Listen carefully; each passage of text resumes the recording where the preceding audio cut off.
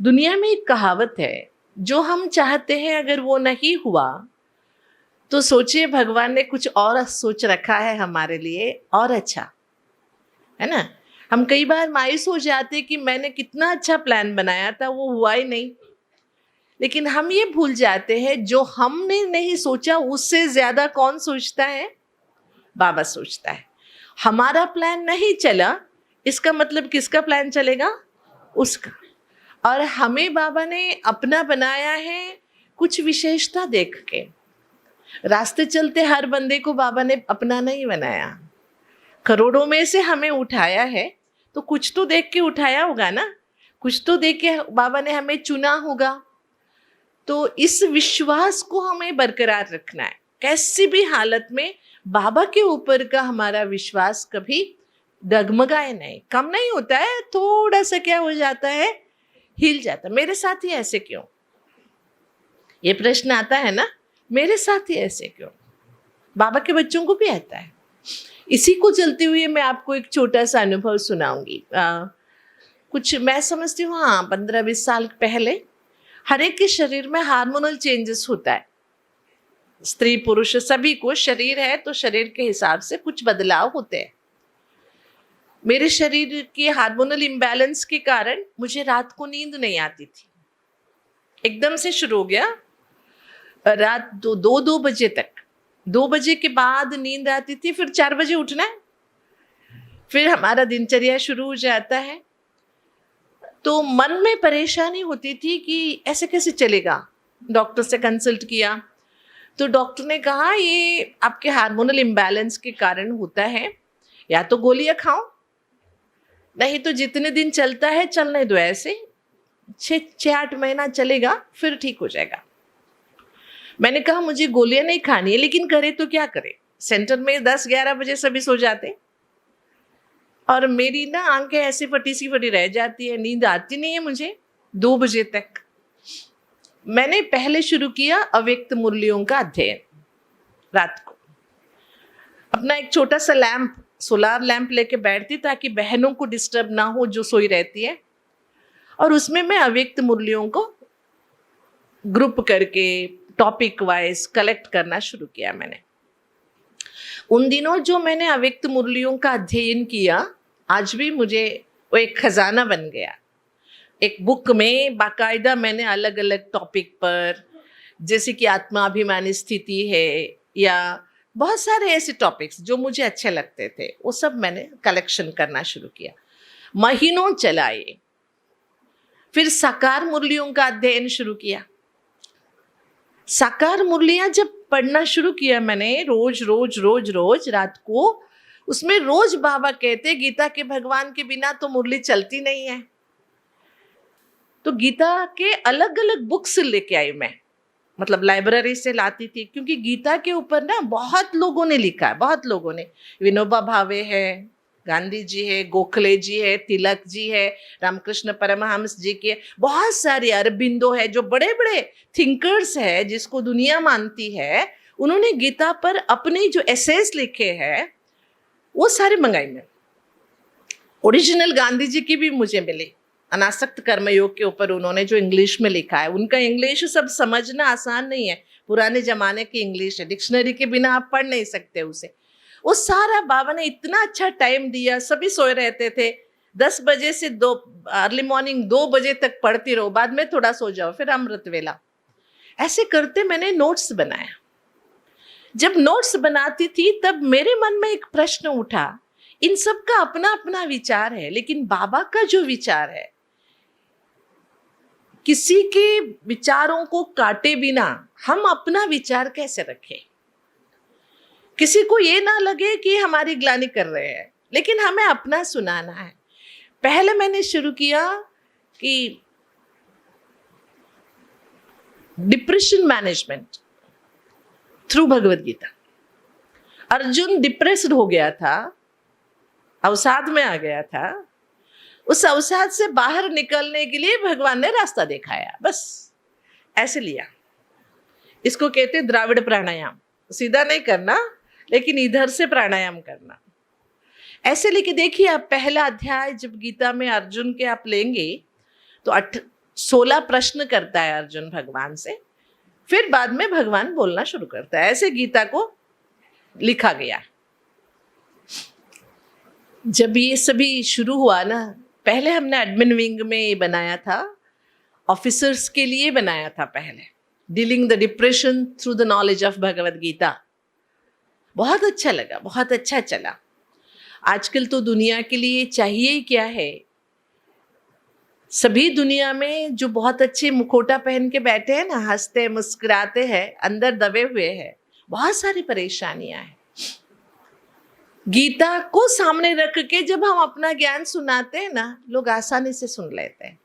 सीधा ज्ञान सुनाएंगे तो आपका ज्ञान हमें नहीं चाहिए, ब्रह्मा कुमारियों का ज्ञान नहीं चाहिए, लेकिन गीता तो सभी को चाहिए। जब बाबा मिला, बाबा मिलने के बाद बाबा ने मुझे, मैं ज्ञान से पक्का नहीं बनी हूं, मैं बनी हूं योग से। मैं बाबा के साथ बैठ के झगड़ा करती थी, बाबा के साथ मैं इतना बातें करती थी, ये अनुभव कराना ही है तेरे को, अगर तू सच में भगवान है तो ये अनुभव करा मुझे, ऐसे चलता था। लेकिन बाबा ने बहुत सुंदर अनुभव कराए, और बाबा ने इतने अच्छे अच्छे अनुभव कराए हैं, क्योंकि एक जॉइंट फैमिली से निकल के आना, घर छोड़ के, इतना आसान नहीं था। घर में और भी लड़कियां होती हैं, उनकी शादी की चिंता लगी रहती है दुनिया वालों को, घर वालों को, और पापा भी नहीं थे घर में। पापा नहीं है तो जॉइंट फैमिली में एक मुखिया होता है ना, चाचा मुखिया बन गए, तो चाचा तो हिटलर थे, मतलब बहुत स्ट्रांग, अपना ही चलाने वाले। फिर वो कहते थे जाना ही नहीं है ब्रह्मा कुमारी इसमें। लेकिन जब मुझे आना ही था, मैं किसी को मानने वाली नहीं थी, और प्रॉब्लम क्या था कि मेरा उम्र 18 साल हुआ नहीं था, है ना, वो बंदिश डाल सकते, लीगली मैं नहीं आ सकती थी। तब उन्होंने स्वामी जी को बुलाया, गुरु जी को बुलाया, इसको समझाओ ये नहीं जाए घर छोड़ के। उन्होंने घंटा भर के मुझे समझाया कि नहीं जाना है, लड़कियां सन्यासिनी नहीं बनती है, ऐसे वैसे शास्त्र ये वो सुनाए। मैं चुपचाप सुनती रही, क्योंकि बड़े हैं, गुरुजी है तो सुनना पड़ता है। बाद में उन्होंने एक बात सुनाई, न पुत्रस्य गतिर्नास्ति ही, बच्चे नहीं होंगे तो मुक्ति नहीं मिलेगी। एक शास्त्र मत है ये, शंकराचार्य, आदि शंकराचार्य जी का लिखा हुआ। तब तक मैं चुप थी। जब उन्होंने ये समझाया ना, तो मैंने उनसे पूछा, गुरुजी आपकी शादी हुई है क्या? उन्होंने कहा मेरी क्यों होगी, मैं तो सन्यासी हूं। फिर ठीक है, आप सन्यासी है, आपकी शादी नहीं हुई है, आपके बच्चे नहीं हैं, आपको मुक्ति मिलती है कि नहीं मिलती है, मुझे बताइए। उन्होंने कहा मुझे नहीं मिलेगी तो किसको मिलेगी फिर मुक्ति? जब आपको मिल सकती है बिना शादी की, तो मुझे क्यों नहीं मिल सकती? ये मेरा प्रश्न था। उन्होंने कहा नहीं नहीं नहीं, लड़कियों को नहीं मिल सकती, मर्दों को मिल सकता है। तब मैंने पूछा कि, मैंने कहा उनको, तो गुरुजी आपने अध्यात्म समझा ही नहीं है। अध्यात्म में स्त्री पुरुष का भेद नहीं होता है, आत्मभाव होता है, और आत्मभाव में कहाँ की स्त्री कहाँ की पुरुष। जब मैं ये बहस करने लगी, फिर घर में वही है ना, घर वाले खड़े हो जाते हैं। फिर गुरुजी ने घर वालों को कहा, आप कितना भी बंदिशें लगाओ, ये रुकने वाली नहीं है, ये तो जाने ही वाली है। अगर अभी आप बंदिश करोगे, बंधन डालोगे, तो 18 साल तक रुक जाएगी शायद, उसके बाद तो ये उड़ जानी है। उससे अच्छा है इसके अपने दिल की मर्जी करने दो। ऐसे ही बहुत सारे, आना इतना आसान नहीं था, मुश्किल से आए। लेकिन अब तो घर वाले सब वाह वाह करते, वो अलग बात है। अब तो वाह वाह करते हैं। अभी शास्त्र की और एक बात सुनाते, कहते जिस घर में से एक लड़की सन्यासी बनती है, तो उस घर की ना दोनों, मतलब माता पिता दोनों के 21 पीढ़ी का उद्धार हो जाता है। ऐसे भी शास्त्र में लिखा हुआ है। मैंने कहा जब मुझे बंधन डाल रहे थे तब कहाँ गया था ये ज्ञान, अभी ये निकल के आ रहा है। लेकिन बाबा का ज्ञान जो हमें इतना स्ट्रांग बनाता है, मैं भी अपने आप पे हंसती हूँ कि हम कहाँ छोटे छोटे बच्चे थे, लेकिन बाबा के ज्ञान ने हमें अंदर से इतना स्ट्रांग बना दिया। केवल स्ट्रांग ही नहीं बनाया, एक बार हम आए, कभी मुड़ के नहीं देखे। इतना आसान रास्ता भी नहीं था। जब हम आए, यज्ञ की हालत अभी जो आप देख रहे हो, बहुत अच्छे अच्छे सेंटर्स ऐसे तो थी नहीं। अंजलि बहन भी जानती है उन दिनों के हालात क्या थे, कैसे कैसे सेंटरों में हम रहे।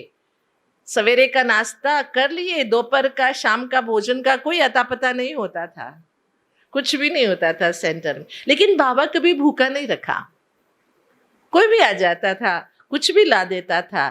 तो हमारे अंदर जो विश्वास पनपता था उसका बाबा ने कभी कम होने नहीं दिया।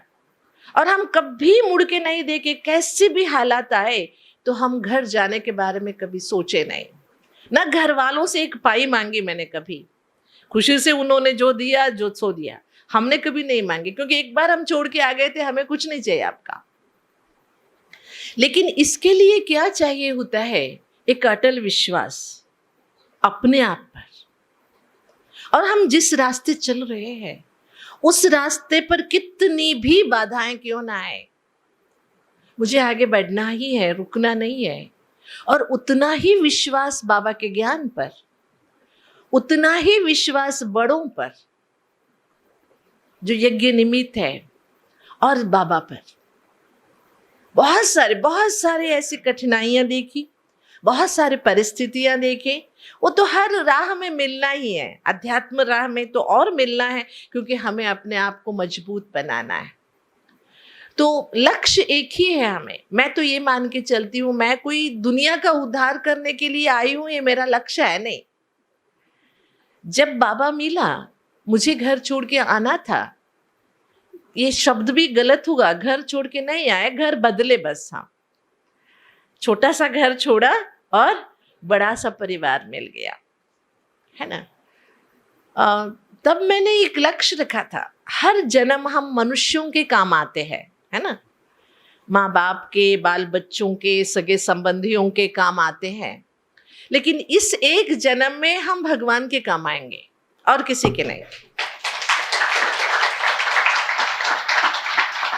बस यही एक लक्ष्य है। जैसे चाहे वो हमारा उपयोग करे, हम भगवान के ही काम आएंगे, उसी की ही सेवा में रहेंगे। और मैं एक बात बताऊं, हमारे जो पेरेंट्स थे, शायद आपके भी ऐसे होंगे, कि उनको कर्म की कहानी का अच्छी तरह से ज्ञान था। जीवन एक कर्म सिद्धांत पर चलता है। मैं समर्पित तो हो गई, लेकिन साइन करना होता है ना समर्पित लेटर पे, बड़ों का, घर वालों का, मम्मी का साइन चाहिए। मेरी नानी थी, मम्मी को साइन करने नहीं दे रही थी। वो नानी का कहना था, तुम भले शादी नहीं करो, लेकिन तुम जॉब करो, फाइनेंशियली इंडिपेंडेंट बनो। समझ में आया? पैसे हाथ में होने चाहिए, लड़कियों को किसी के आगे हाथ फैलाना नहीं चाहिए। और मुझे अच्छे मार्क्स थे, 10वीं के अच्छे मार्क्स थे, बाद में जो भी मैंने पढ़ाई की अच्छे मार्क्स थे, 80 अबव मार्क्स थे मेरे। तो जॉब तो आसानी से मिल जाता था उन दिनों, बहुत जॉब्स भी आए, मुझे जॉब नहीं करना था। नानी कहती थी तुम जॉब करके कहाँ भी चलो, लेकिन मुझे नहीं जॉब करना था। इसीलिए 5 साल लिया उन्होंने साइन करने में। बाद में साइन दिया मम्मी ने, तो नानी ने मुझे एक कंडीशन लगाया, ये कहते हुए कि तुम भगवान के घर जा रहे हो, यहाँ पर तुम्हारी अपनी कमाई नहीं होगी, दूसरों की कमाई जो आपके भंडारे में आता है उसका उपयोग होगा। मनुष्य जो खुद कमाता है वही हजम नहीं कर पाता है। ये दूसरों की कमाई जो भगवान के भंडारे से तुम खाते हो, ये हजम होना बहुत मुश्किल है। इसलिए एक नानी का एक कंडीशन था कि तुम जरूरत से ज्यादा 5 पैसे भी खर्च नहीं करोगी। जितना जरूरत है ना उससे ज्यादा नहीं करना, ऐश नहीं करना। दूसरा, कैसी भी परिस्थिति हो, घर वालों को बाबा के घर का ना कुछ भी नहीं देना है तेरे। घर में कितनी भी मुसीबतें आए, घर वालों को लौटा के नहीं देना है। और तीसरा, कैसी भी परिस्थिति में वापस लौट के नहीं आना है, वहां ही रहना है, वहां ही सामना। अगर मंजूर है तो साइन देंगे। देखो, मतलब उन दिनों जो हमारी नानी थी, उनका क्या कितना गहरा सोच था कि भगवान के घर से किसी को भी जो हमारे घर में सब ज्ञान में चलते, वो सेंटर आते तो जिस सबको जो मिलता है वो ही मिलना चाहिए, एक्स्ट्रा उनको कुछ नहीं मिलना चाहिए। तेरी मम्मी है, तेरे भाई है, तेरी बहन है, इसके कारण कुछ नहीं ज्यादा मिलेगा। अगर ये भाव रखोगी तब तुम सफल होगी।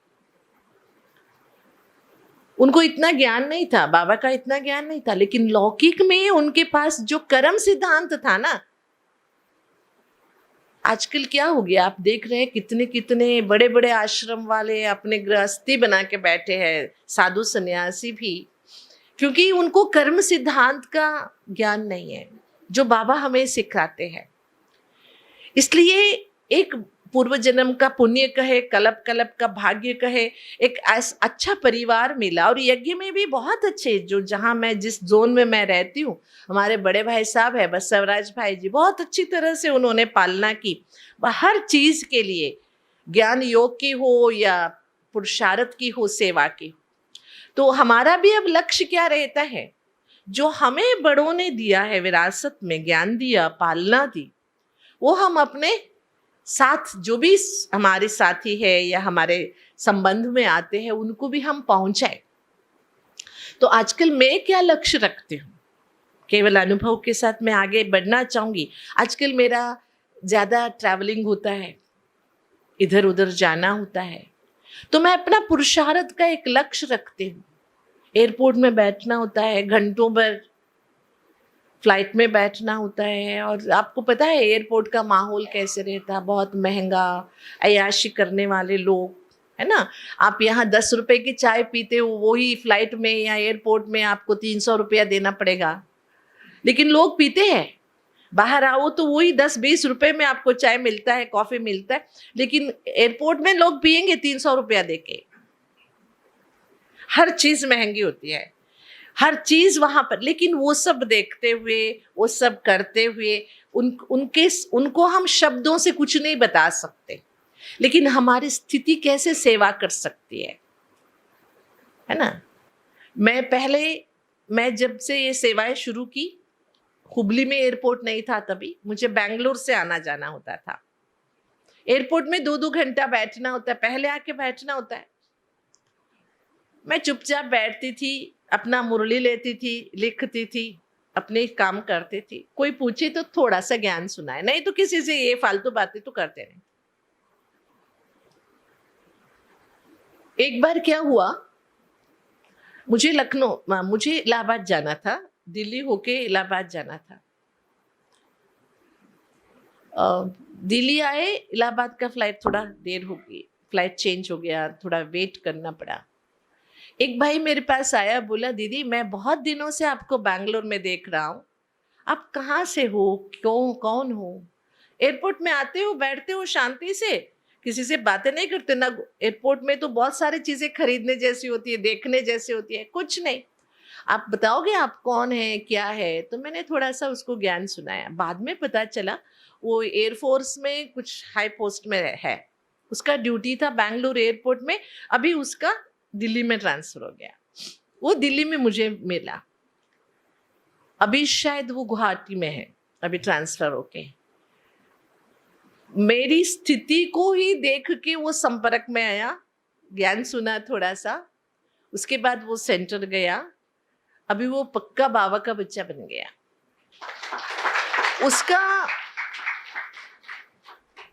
वैसे वो बुद्धिस्ट है, बुद्धिस्ट होने के कारण वो लोग भगवान में बिलीव नहीं करते, बुद्धिस्ट जो होते हैं भगवान में बिलीव नहीं करते। लेकिन वो प्रभावित कैसे हुआ, बहुत बार उसने मुझे देखा एयरपोर्ट में। वो एक संयोग भी कह सकते हैं कि मैं तो चुपचाप शांति से बैठी रहती, अगर फ्लाइट देरी से हो गई, लेट हो जाता है कई बार, हम कहीं हल्ला नहीं मचाते, हम ठीक है जो होना था हो गया, हल्ला मचाने से क्या होगा, जब उड़ना है तभी उड़ेगा। लेकिन जो हमारी स्थिति, आप बार बार लिखते रहते हो, ये क्या लिखते हो, ये क्या पढ़ते हो, ये उसको बहुत क्यूरियोसिटी थी। वो मेरे साथ ही इलाहाबाद के लिए भी फ्लाई करके आया, तो मुरलियाँ देखा, मैंने कहा ये मुरलियाँ आपको समझ में नहीं आएगी, मैंने थोड़ा सा उसको ज्ञान समझाया, उसके बाद वो संपर्क में आया। इतना अच्छा, इतनी अच्छी सेवा होती है ना, आप जुबान से जो ज्ञान सुनाते हो उससे तो होता ही होता है, क्योंकि सुनाने वाला बाबा होता है, हम केवल माइक होते हैं। माइक किसकी है? ताकत किसकी है? बाबा की। लेकिन हमारी जो स्थिति है ना, वो बहुत सेवा करती है। और वर्तमान समय हमारा लक्ष्य क्या होना चाहिए? भले हम सेवाएं कर रहे हैं, जब तक शरीर में जान है या कर सकते हैं हम करेंगे, लेकिन मेरा एक लक्ष्य रहता है कि अगर सेवा हम नहीं करेंगे तो दूसरे कोई कर लेंगे, वो रह नहीं जाएगा। लेकिन हमारी स्थिति जो है ना, वो दूसरा नहीं बना सकता। बना सकता है क्या? हमारी जो स्थिति बनानी है, किसको बनानी है? हमें ही बनानी है।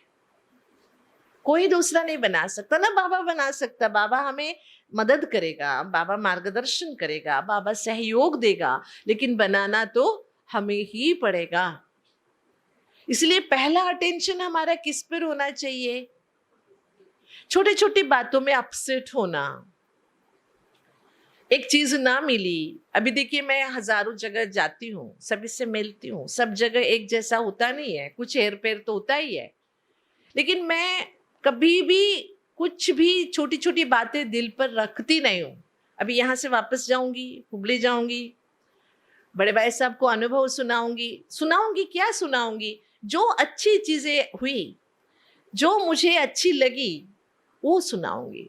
जो थोड़ी बहुत छोटी मोटी बातें हुई, उसको यहाँ ही डिलीट कर दो।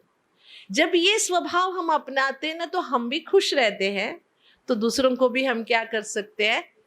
लेकिन सच बताइए, हम कहाँ भी जाते हैं तो पहले कौन सा अनुभव सुनाते हैं? अब मैं आपको सुनाऊं। आप कोई शादी में गए, ठीक है, वहां पर बहुत अच्छा खाना बना है, 36 प्रकार का खाना बना है, लेकिन जब आपका खाने का टाइम आया, उसमें से 2-4 चीजें कम हो गई, आपको कोई चीज मिली नहीं। लोग बहुत आए थे, सभी को बहुत अच्छी व्यवस्था हुई थी, शादी बहुत अच्छी हुई, लेकिन हम सुनाते कौन सी चीज है? अरे क्या कहे, लास्ट में ना कम पड़ गया खाना। हमारी नजर किस पर रहता है? कमियों पर, गलतियों पर, जिसके कारण हम कभी सुखी हो ही नहीं सकते, दुखी रह जाते हैं।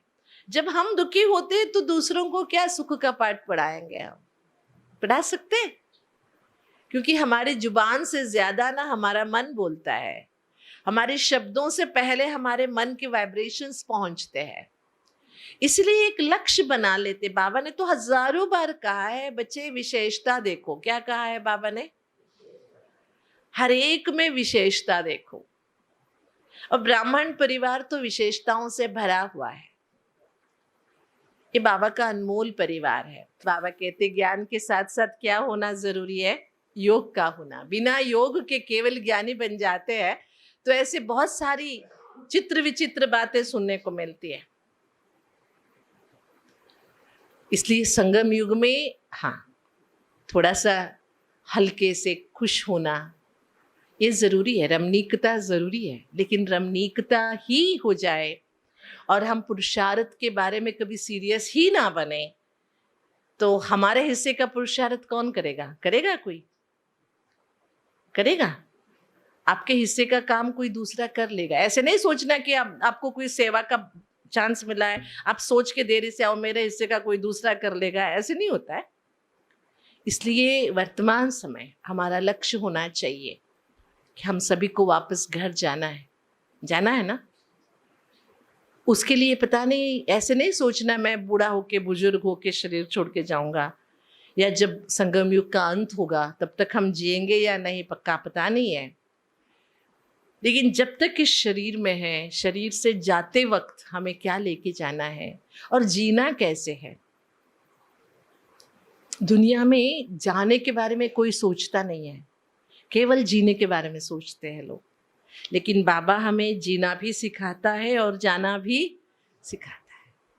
जीने के साथ साथ जाने के लिए क्या चाहिए, क्या लेके जाना है हमें, कैसे हमारी स्थिति को हमें बनाए रखना है, ये संगम युग की विशेषता है कि हम अपने स्थिति के ऊपर अटेंशन दें। इसके लिए चिंता न करें, लेकिन स्थिति को शक्तिशाली बनाने के लिए, मतलब मैं तो बहुत ऊंची ऊंची बातें नहीं सोचती हूँ। मैं कभी फरिश्ता, कर्मातीत इनके बारे में नहीं सोचती हूँ। मैं पहले कदम के बारे में ज़्यादा सोचती हूँ। मेरा अटेंशन होता है सदैव मेरी आत्माभिमान स्थिति ठीक रहे, जो फाउंडेशन है। अगर मैं आत्माभिमान स्थिति को मैनेज कर रही हूँ तो मुझे अंतिम स्थिति तक पहुंचना आसान हो जाएगा। रोज उस पर अटेंशन रहता है। रात को सोते समय मैं बाबा से बातें करते हुए कहती हूँ, आज देह का अभिमान कितने बार आया, कहाँ कहाँ मैं फेल हुई। किसी के सामने हम छुपा सकते, लेकिन अपने को तो हम जान सकते हैं ना, जान सकते कि नहीं जान सकते। इसलिए मैं 2 शब्दों के लिए सदैव अटेंशन रखती हूँ। एक दिखाई देना, एक है देखना। आप सब मुझे दिखाई दे रहे हो, लेकिन आप में से क्या देखना है मेरा चॉइस है ना। दिखाई तो देह देगा, देह का पहनावा दिखा, भाव स्वभाव दिखाई देगा, लेकिन उसके अंदर छिपी हुई आत्मा को मुझे देखना है, जो दिखाई नहीं दे रहा है। दिखाई देना, रास्ते चलते बहुत सारे नज़ारे देखते हैं हम, दिखाई देता है, लेकिन उनमें से क्या याद रहता है हमें? खासकर जिस पर हम अटेंशन देके देखते हैं ना, वो ही याद रह जाता है हमें। दिखाई दी हुई सारी चीजें याद नहीं रहती। तो आप सोचिए, अभी हमें एक व्यक्ति से मिले हम, उसमें क्या देखना है हमें? जो दिखाई देता है वो ही देखना है, या जो दिखाई नहीं देता उसे देखना है? आपको क्या याद रहता है? कमी कमजोरियां याद रहती है? अच्छा, एक प्रश्न आपसे, आपकी दीदियां आपकी पालना कर रही है ना? आप आओ ना आओ समय पर क्लास खोलती है, मुरली सुनाती है, टोलियां देती है, बहुत प्यार से ज्ञान योग में आगे बढ़ाती है। आप मान के चलिए पूरे साल 12 महीने वो सेवाएं करती है। एक दिन कोई कारणवश आप क्लास में आए, अपने कुर्सी खींच ली, कुछ आवाज हो गया, तो दीदी ने थोड़ा सा आपको डांटा। पूरा साल भर वो आपको प्यार से सिखाती है, समझाती है, पालना देती है। एक दिन उन्होंने आपको डांटा, आपको क्या याद रहता है? पूरे साल की टोली, मुरली, पालना, या एक दिन की डांट? सच बोलना, क्या याद रहता है? अरे दीदी तो डांटती है, रोज डांटती है क्या? नहीं, कभी उसने कुछ कह दिया तो या कौन सा चीज पकड़ के बैठते हैं हम? ये सच है, पूरी अच्छाई को भूल जाते। केवल दीदी की बात मैं नहीं कर रही हूँ, घर में भी ऐसे होता है आजकल। आप बच्चों को जिंदगी भर बच्चों की पालना करते हो, एक दिन क्या आपने बच्चों को डांट दिया, बच्चे क्या करते? अरे ये पापा तो बेकार है, ऐसी बातें करते हैं। दुनिया की सोच और बाबा के बच्चों का भी सोच ऐसे ही चलता है। हम एक कमजोरी को ही पकड़ लेते, बहुत सारी अच्छाई को छोड़ देते, जिसके कारण से हम आगे नहीं बढ़ पाते, हम भटक जाते। बाबा ने तो हमें कहा है हर एक में क्या देखना है, हमें क्या देखना है? विशेषताएं देखनी है। बाबा ने कहा विशेषता देखने का चश्मा पहन के रखो, लेकिन हमने कौन सा चश्मा पहन रखा है? कौन सा? हम ढूंढते रहते हैं। आदत है, दुनिया की आदत है ये कमियां देखना। वो एक बहुत छोटी सी घटना सुनाते हैं, हम कैसे कमियों को पकड़ के रखते हैं। आपने सभी ने ये एग्जाम्पल सुना ही होगा। एक इंग्लैंड का प्राइम मिनिस्टर था, चर्चिल, नाम सुना होगा, पुराने जमाने का प्राइम मिनिस्टर था चर्चिल। वो एक बार ना इंग्लैंड की रानी से मिलने जा रहा था, उनके साथ उसका पीए जा रहा था। वो पीए की ना जो सॉक्स है, जुराब, वो बहुत बदबू मार रही थी। तो रानी से मिलने जाते तो प्रोटोकॉल होता है, ऐसे नहीं जा सकते। तो चर्चिल ने कहा ऐसी गंदगी बदबू वाली जुराब पहन के तुम नहीं जा सकते हो, आज का अपॉइंटमेंट कैंसिल करते, कल जाते। तुम अच्छा फ्रेश सॉक्स पहन के आ जाना।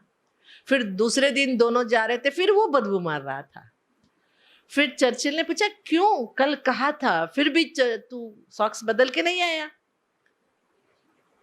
तो वो असिस्टेंट बोलता है नहीं साहब बदल के आया हूं, देखिए नया पहन के आया हूं। फिर क्यों बदबू मार रहा है? तो कहता है आपको विश्वास हो ना हो इसीलिए वो जो कल वाला जुराब है ना वो जॉब में रख के आया हूं दिखाने के लिए। ये हिस्ट्री का एक बहुत बड़ा उदाहरण है। हम अपने साथ क्या लेके घूमते हैं? पुरानी बातें जो छोड़ना चाहिए, जो रखना नहीं चाहिए, वही पकड़ के चलते हैं। ऐसे हुआ था कभी, तो उसी में लटके रहते हैं, अटके रहते हैं, जिसके कारण से हम आगे नहीं बढ़ पाते। तो क्या लक्ष्य रखेंगे? अगर घर जाना है तो हमें क्या करना पड़ेगा? एक तो कमी देखना बंद करना है। अगर देख भी लिया, दिख जाता है, ऐसे नहीं कि हम खास देखते, दिख जाता है, तो वहीं का वहीं उसे किनारा कर दो। और कल की बातें पकड़ के नहीं बैठो।